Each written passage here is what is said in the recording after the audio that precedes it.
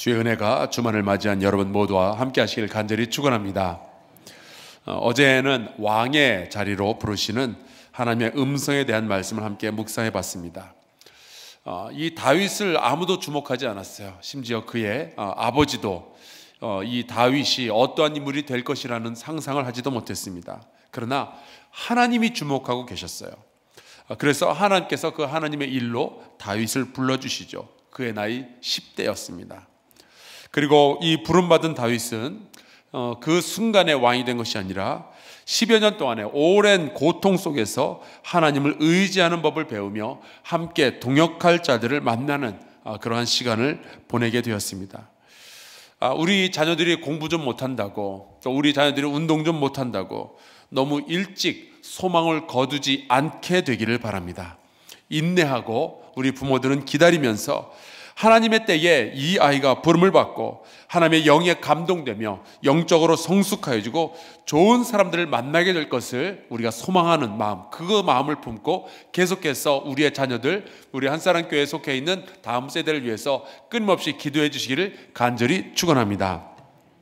오늘은 또 다른 다윗의 이야기입니다. 이 이야기를 통해서 회개의 자리로 부르시는 하나님의 음성에 대한 말씀을 함께 나누려고 합니다. 하나님께서 우리에게 주시는 굉장히 많은 부르심들이 있는데 그 부르심들 가운데서 가장 역사가 오래된 것이 이 회개로의 부르심입니다. 그 말은 우리 인류의 역사에 가장 오래된 고질병이 하나 있는데 죄라는 거예요. 인간은 아담과 하와의 시대로부터 죄와의 싸움을 싸워왔습니다. 참 찐하게 오래 싸웠습니다. 한때는 온 지면이 죄악으로 가득 찬 적도 있었어요. 그래서 하나님은 홍수를 통해서 인류를 다시 시작하도록 하시죠. 그런데 다시 시작된 이 인류는 또다시 죄를 짓게 됩니다. 바벨탑을 쌓고 하나님의 말씀을 거역하죠. 그래서 하나님은 사람들의 언어를 전부 흩어버렸어요. 한국어, 일본어, 중국어, 영어 다 흩어버리셨습니다. 그러니까 여러분, 우리가 어려서부터 영어, 일어, 중국어 배우느라 이렇게 고생하는 이유는 다 사람들의 죄 때문이에요. 우리 학생들이 이렇게 외국어 때문에 고난을 당하면 공부가 어렵다 그런 얘기만 하지 말고 우리 인류가 죄값을 치르고 있구나, 이런 것들 좀 깨달으면 참 좋겠는데 우리 아이들 그러는지는 모르겠어요. 이 죄의 문제는 정말 잘 해결이 되지가 않습니다. 소돔과 고모라 이야기를 보세요. 정말 죄는 징그럽게 우리 인간들의 삶을 망가뜨립니다. 출애굽의 이야기를 보세요. 이스라엘 사람들은 불기둥을 보면서, 구름 기둥을 보면서 아침에는 만나를 먹고 저녁에는 메추라기를 먹으면서도 하나님을 반역하는 죄를 지어요. 정말 지독하게 죄인이 바로 저와 여러분입니다. 사사기로 넘어가 볼까요? 사사기의 내용은 우리 인간의 죄악된 속성을 고발하는 책이에요.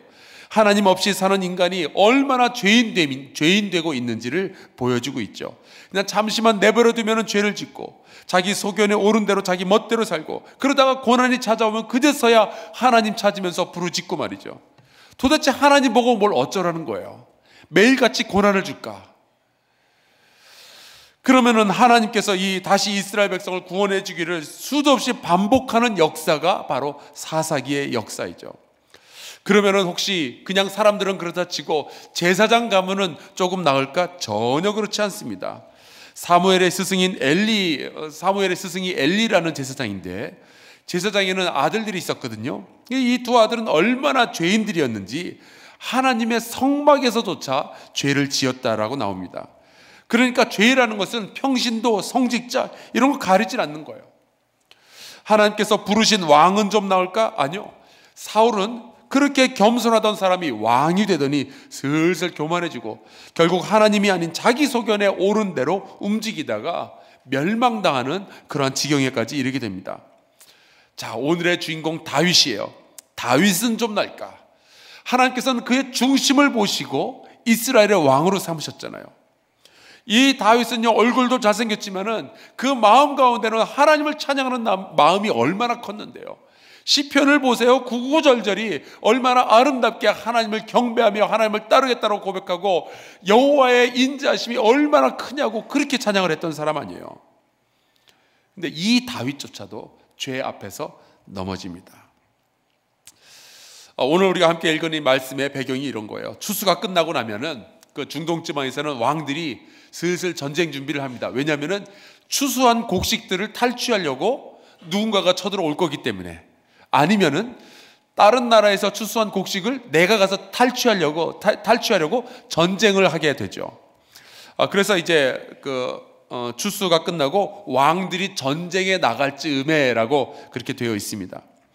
그래서 다윗의 군대가 전쟁을 하러 나간 거예요. 근데 성경에는 왕들이 전쟁을 한다라고 되어 있는데 웬걸 다윗은 안 나갔어요. 자기 부하들만 전쟁에 내보냅니다. 그러면 다윗은 어디 있었냐? 궁궐에 있었어요. 궁궐에서 뭐 하고 있었냐? 낮에 낮잠 잤어요. 그리고 저녁에 일어납니다. 그래서 느릿느릿 일어나서 사실 그것만 해도 정말 못돼 먹은 거잖아요. 어떻게 자기 부하들만 전쟁을 보내고 자기는 궁궐에서 낮잠을 잘 수가 있어요. 그런데 궁궐에 그 옥상이 있었는데 거기서 산책을 하다가 궁궐 맞은편에 한 건물에서 한 여자가 목욕을 하는 것을 보게 된 거예요. 그리고 그 여자가 심히 아름다웠다라고 했습니다. 보자마자 아이쿠 하면서 눈을 가리고 실례했습니다. 그러면서 다른 데로 가야지. 심히 아름다웠다라는 표현이 들어간다는 것은 그 여자가 아름다운지 안 아름다운지 확인할 수 있을 정도로 가까이 있었고 자세히 봤다는 이야기죠. 그러니까 다윗도 다윗인데 이 여인 바세바라는 여인은 참 이 여자도 딱한 게 목욕을 하려면 어디 숨어서 해야지. 왜 그 궁궐 옥상에 보이는 데서 하냔 말이에요. 성경에는 나오지 않지만 뭔가 수상해요. 그죠? 약간 뭐가 냄새가 나죠? 여러분, 이 유혹은요, 어디에서나 보이고 어디에서나 들리게 되어 있어요. TV를 틀어도요, 신문을 보아도요, 심지어 길거리에 돌아다니기만 해도요, 전단지에 유혹이 이렇게 붙어 있어요.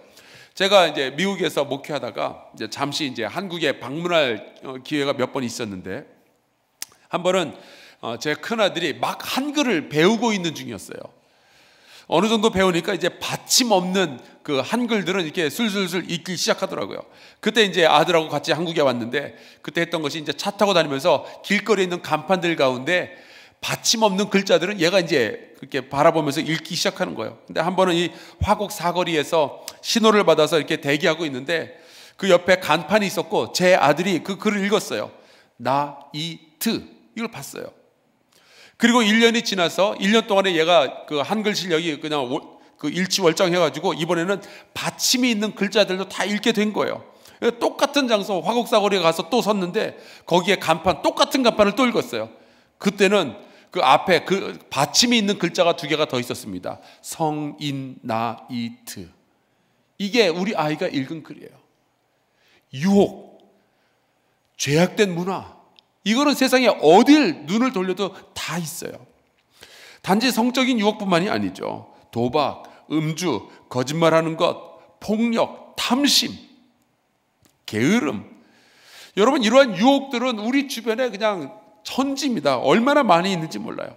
그래서 그런 유혹이 우리의 눈에 띄고 우리의 귀에 들어오는 것까지는 어떻게 할 수가 없을 것 같아요. 하지만 여러분 기억하시기 바랍니다. 새가 머리 위로 날아다니는 것은 어쩔 수 없지만 그 새가 내 머리 위에 둥지를 틀도록까지 내버려두는 것은 거기서부터는 제 잘못이에요. 유혹이 우리의 눈에 보이고 귀에 들리는 것까지는 세상 살면서 어쩔 수 없다 할지라도 그 유혹이 내 생각 속에 자리 잡도록 내버려두는 것부터는 우리에게 책임이 있는 거예요. 다윗은 유혹을 당했어요. 유혹을 보았어요. 거기서 눈을 가리고 돌아갔으면 되는데 요셉처럼 이러면 안 된다 그리고 뿌리치고 도망쳤어야 되는데 다윗은 그 다음 단계 생각을 합니다. 그 여자가 누군지 알아보라 그래요. 그 아버지는 엘리암이고 남편은 햇사람 우리야라는 보고를 받습니다. 여러분, 남편이 있다는 보고를 받았으면은 아하, 남편이 있구나. 그리고 거기서 멈췄어야 되는데 그냥 자기가 순간적으로 음심을 품은 것을 회개했더라면 얼마나 좋았겠어요. 근데 다윗은 영적으로 무너지기 시작했어요. 그 유혹이 자기의 머릿속에 둥지를 틀기 시작한 거예요. 남편이 있다는 이야기를 들었음에도 불구하고 그 여자를 부르고 여자와 함께 잠을 자죠. 그리고 여자는 임신을 하고, 이 정도면은 레위기의 법에 따르면요, 밧세바와 다윗은 성 밖에 끌려가서 돌에 맞아 죽어야 되는 벌입니다. 그런 죄를 진 거예요. 근데 다윗은 여기에서 더 심각한 죄를 짓습니다. 죄를 감추고 싶은 거예요. 그래서 살인을 계획하죠. 자기 부하 우리아를 전장으로 내몰고 거기에서 죽게 만듭니다. 그러니까 이 우리아의 죽음은요, 다윗이 각본을 쓰고 감독을 한 작품이었던 거예요. 여러분, 굉장히 많은 사람들이 죄를 지으면서 이렇게 생각을 해요. 쥐도 새도 모르게 내가 죄를 졌다고. 근데 여러분 아세요? 쥐하고 새는 여러분이 무슨 짓을 하든 관심도 없어요. 하지만 하나님은 다르죠. 하나님은 여러분의 행동만 보고 계시는 것이 아니라 여러분의 생각 속 깊은 것까지 감찰하시는 분이십니다. 여러분의 앉고 일어섬을 전부 아시는 분이셔요. 그리고 그분은 여러분의 하는 모든 생각과 행동에 관심이 많으셔요. 왜요? 자식이니까. 그가 죄를 지면 망하게 되니까. 그래서 하나님은 태초부터 지금까지 돌아오라는 말씀을 그렇게 많이 하시는 거예요. 우리를 향해서 부르신 그 부르심 가운데 가장 오래된 부르심이 돌아오라는 부르심이에요. 회개하라. 그런데 사람들이 끝내 돌아오지 않으니까 그러면 내가 갈게, 그러면서 이 땅에 내려오신 것이 예수 그리스도시잖아요. 성경에서 볼 수 있는 가장 무서운 말씀이 사무엘하 12장 27절에 나와요. 다윗이 행한 그 일이 여호와 보시기에 악하였더라. 요즘 성폭력 문제로 세상이 막 떠들썩해요. 미투 하면서 여러 사람들이 이제 고발을 하고, 참 유명한 사람들이 그렇게 추잡한 짓을 했구나 우리가 지금 알게 되었어요. 그렇게 많은 사람들이 그렇게 추한 인생을 살아왔다는 것이 되게 충격적이면서도 왠지 그렇게까지 놀랍지는 않아요. 왜요? 우리는 우리 인간의 본성들을 알고 있기 때문에. 그런데 어떤 사람들이 그런 얘기해요. 이거는 강제추행이 아니라 쌍방이 합의한 행위였다, 뭐 그런 이야기를 하는 사람들이 있어요. 그러면 세상이 보기에 조금 괜찮아 보이니까. 여러분, 중요한 것은 세상이 나를 어떻게 보느냐가 아니에요. 하나님이 나를 어떻게 보고 있는가가 중요한 거죠. 다윗은 여지껏 하나님의 영에 감동을 받아서 살아오다가 죄를 짓고, 이 죄의 문제 때문에 여호와 하나님 보시기에 악한 죄를 짓고 여호와 하나님으로부터 분리될 그런 위기에 처하게 된 거예요. 여러분, 하나님은요, 죄를 짓는 것도 싫어하시지만 그 죄에서 머물러 있는 것을 더 싫어하셔요. 그런데 하나님은 죄를 지은 다윗을 단칼에 처단하지 않으십니다. 만약에 하나님께서 우리 사람들이 죄를 지을 때마다 벌하셨으면요, 죄 지을 사람은 아무도 없을 거예요. 뿐만 아니라 죄 지은 사람도 이 땅에 아무도 없겠죠. 그렇다면 이 땅에 누가 남아있겠어요? 세상에 사람은 없을 거예요. 하나님께서 우리에게 베풀어 주시는 가장 깊은 은혜 가운데 하나는 이거예요. 두 번째 기회를 주셔요. 회개할 기회를 주시는 분이 우리 하나님 아버지셔요. 이게 은혜입니다. 하나님은 나단 선지자를 보내주셔서 다윗의 죄를 깨닫게 해 주십니다.